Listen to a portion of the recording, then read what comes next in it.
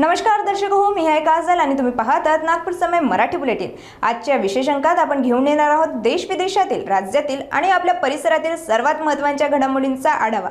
राजकारण, समाज, आरोग्य, संस्कृती, मनोरंजन आणि अनेक महत्त्वाच्या क्षेत्रातील ताज्या आणि ठळक बातम्या तुमच्या समोर मांडणार आहोत। तर मग वेळ न घालवता सुरू करूया आजच्या महत्त्वाच्या बातम्यांसोबत। नागपूरच्या लकडगंज पोलीस ठाण्यात गुरुवारी दुपारी उच्च तणावपूर्ण प्रकार घडला। एका पोलीस कर्मचाऱ्यावर आरोप आहे की त्याने ठाण्यात ड्युटीवर असलेल्या अधिकाऱ्याला शिवीगाळ केली, धक्कामुक्की आणि मारण्याची धमकी दिली। सरकारी कामात अडथळा आणल्याप्रकरणी केस नोंदवण्यात आलाय। आरोपी पोलीस कर्मचाऱ्याला ताब्यात घेतल्यानंतर नोटीस देऊन सोडण्यात आले, तर विभागाने त्याला निलंबित केलंय। प्रकरणाची चौकशी सुरू आहे। 17 फेब्रुवारी 2026 रोजी नागपूरच्या संविधान चौकात बहुजन समाजाच्या वतीने यूजीसी इक्वॅलिटी रेग्युलेशन 2026 बिलच्या समर्थनार्थ एक भव्य रॅली काढण्यात आली। ही रॅली जरीपटका येथील भीम चौकातून सुरू झाली। रॅलीचा मुख्य उद्देश यूजीसी इक्वॅलिटी रेग्युलेशन 2026 लवकरात लवकर लागू करण्याची मागणी करणे होता। या रॅलीत शहरातील अनेक सामाजिक संस्था, विद्यार्थी संघटना तसेच पुरुष आणि महिला वर्गाने उत्साहाने भाग घेतला। रॅलीमध्ये सहभागी संघटनांनी केंद्र सरकारकडे विनंती केली की यूजीसी बिल लागू करून एससी, एसटी, ओबीसी आणि इतर वंचित वर्गांचे शैक्षणिक अधिकार मजबूत केले जावेत। नागपूरच्या शांतीनगर परिसरात स्वस्त लॅपटॉप देण्याच्या फसवणुकीचा प्रकार समोर आलाय। मॅक्सी चालकाच्या मुलाकडून 86,000 रुपये फसवणूक करून घेतले गेले। आरोपीने ॲपल M2 लॅपटॉप फक्त 16,000 रुपयांना देण्याचा लालच देऊन रक्कम ट्रान्सफर करून संपर्क तोडला।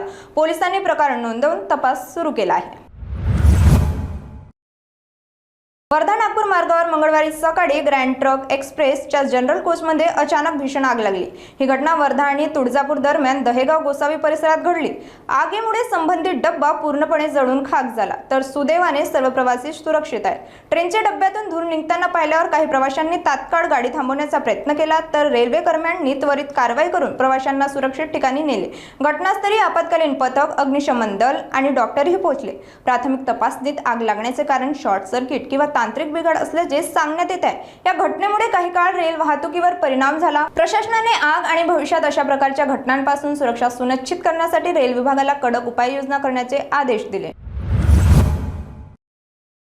जम्मू काश्मीरच्या कठुआ येथे सुरक्षा दलांनी जैश-ए-मोहम्मदशी संबंधित 5 दहशतवाद्यांचे फोटो प्रसिद्ध केले आहेत। सूत्रांच्या माहितीनुसार हे सर्व दहशतवादी अलीकडेच कठुआ जिल्ह्यात घुसखोरी करून आले आहेत। हे दहशतवादी LOC पार करून सीमेच्या आसपासच्या भागात सक्रिय आहेत। सुरक्षा दलांनी लोकांना सतर्क राहण्याची आणि दहशतवाद्यांना कुठेही दिसल्यास त्वरित माहिती देण्याची विनंती केली आहे। अधिकाऱ्यांनी सांगितले की माहिती देणाऱ्यांची ओळख गुप्त ठेवली जाईल। याच दरम्यान संवेदनशील भागात सुरक्षा वाढवण्यात आली आहे।